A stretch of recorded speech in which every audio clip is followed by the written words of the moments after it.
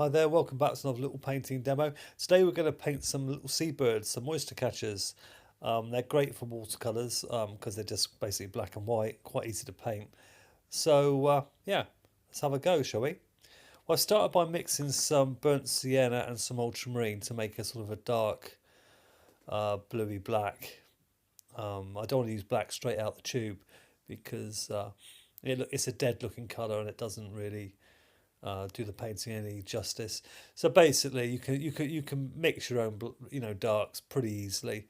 So in this case, I'm just using ultramarine and burnt sienna. So I'm just filling in the area on the bird. Right, I'm going to move on to the two that are flying now. I'm just going to sketch those in loosely with the same colour. It's just a little bit of burnt sienna and ultramarine. I'm not being too careful because this is just a sketch. You know, the whole thing's probably only going to take me, what, about 15 minutes, something like that. So I'm not trying to be too accurate. And I think the painting ends up looking more lively and more interesting if you don't sort of like try and paint within the lines too much. And I'm just using a bit of clear water on the end of the wings there just to bring down some of the colour.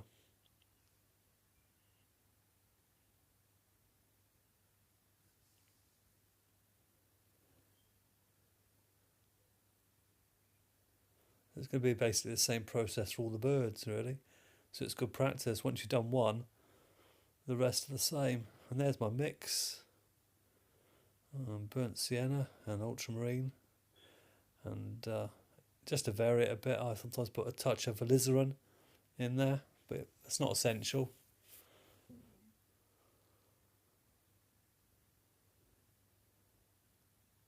But because you're painting that black on the white paper, they really do stand out. Well, it's not black, I keep calling it black, but a dark colour.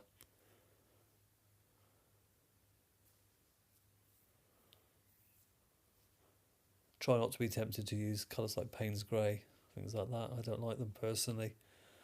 Not keen on that colour, but I know some people do. Actually, I've seen some artists use it to great effect, but I've not used it much. I'll just finish this last one. Paint him in. I'm using my new camera for this, and I've also found a fantastic app online called Kilnmaster, and you can edit all your videos on your mobile. Really is handy, and the software is so easy to use. You know, I never thought that editing videos would be that easy on your mobile, on your Android device, but it's so simple with this app. It works really well. So if you want to know any more, leave a question. I'll try and give you some more details on it. So we've done that bit. And now I want to move on to just putting some of the reflections in, just the darker ones.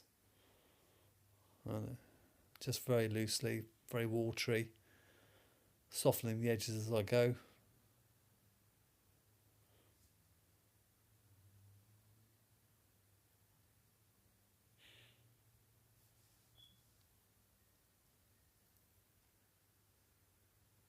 I'm not trying to get a sort of a mirror image of the bird in the water. It's literally just to show that there's a watery surface there and that the bird is reflecting back in it. Now we're going to move on to the blue area behind the birds, which is obviously the sea and part of the sky. So again, I need to paint around the birds, but don't be too don't worry about being too accurate. Just work your way around them as best as you can. As long as you're consistent doing that, i.e. you're not too careful around all of them, then it always looks fine. If you try and be really particular around one and then the others you're not too careful with, then it stands out more. So just paint in the same vein, in the same way throughout the painting. Don't chop and change your style too much. So I'll just continue painting around the birds and work my way across the painting. Ever so easy. Now I've just added a little bit more green to the mix, sort of yellow. I added a little bit of lemon yellow to the mix, which just made the blue a little greener, make it a bit more interesting for the viewer. We want to sort of keep the colours varied. Now I've just added a little bit of magenta to cobalt blue, and just painting around the bottom of that bird.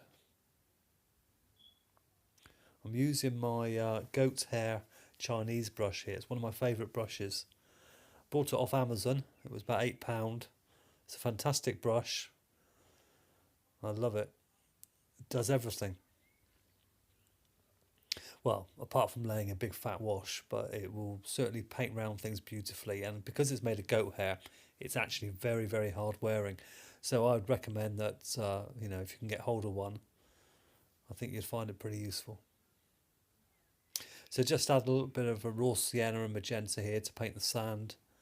And in places I'm just adding a little bit of blue just to show where the sand's wet. And just work my way down to the bottom of the page. This is one of my handmade sketchbooks I'm painting on. I made it using Arche watercolour paper. Now I've just dropped in a little bit of burnt umber with a little bit of cobalt blue in it, just to make the sand a bit more interesting. Yeah, it's so nice to be able to have sketchbooks with the paper that you like painting in, not having to sort of settle for second best. I make my sketchbooks now, and I put my own, I use Arche watercolour paper in my sketchbooks, and it's really, really helpful. So there we go. Now I'm just going to put in their little beaks and their legs, and I'm just using a little bit of cadmium red with a touch of alizarin crimson just for their beaks, and I'm using a rigger brush there, a very fine rigger brush, just to do that detail.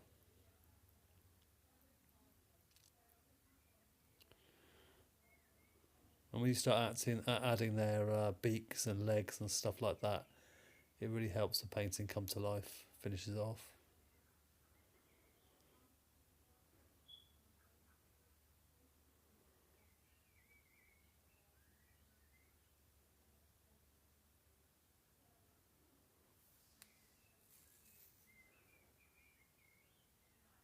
These little exercises, doing little studies like this, are really helpful, because once you've painted these a few times in this way, when you actually end up doing a beach scene or a painting, you can just drop and put in a few birds on the beach, and it will just make your picture so much more interesting.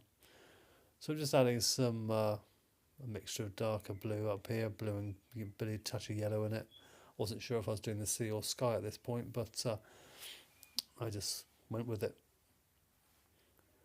I just varied the colours I went down.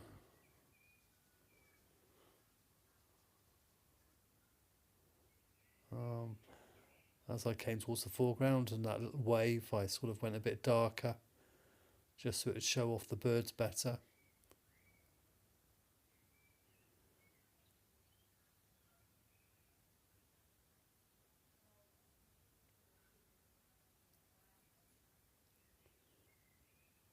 Just suggesting little waves coming in here, just by putting a bit of darker blue on it. It's just sort of like indicating that there's a little wave coming in, a little ripple coming in. It just makes it a bit more interesting.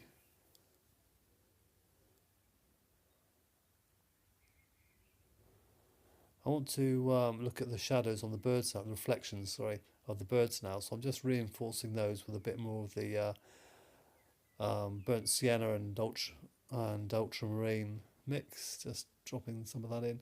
And I'll go back and soften it slightly so it's not too hard. It's all about sort of hard and soft edges. A good balance of both is in my opinion, really important in watercolours.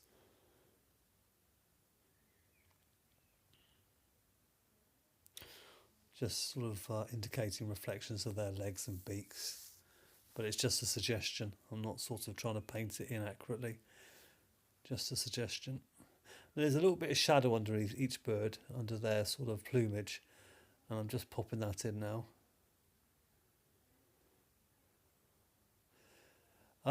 Yeah, if you've enjoyed this video, don't forget to pop to my website. You can see www.purewatercolour.com. There's a link below the video, and you can see it at the end of the video here as well. We have a forum there with many videos, tutorial videos. It's completely free to join. No membership costs at all, and there's a whole library of videos I've made there. You can watch for free, and if you get any questions, you can go to our busy forum and little chat room, and you can ask questions about the videos you've seen, and people are really happy there to share their knowledge on painting, so it's a good place to be. So if you just follow the link or put that into your browser, you'll come to us, and you can join for free. I always let the members know when there's a new video being posted by email. So there we go. That's basically it. I'm not going to do much more. It's just a sketch, just to show you how I sort of paint that type of thing. I hope it's some use to you, and I look forward to you coming back and watching some more. So thanks for watching, and bye for now.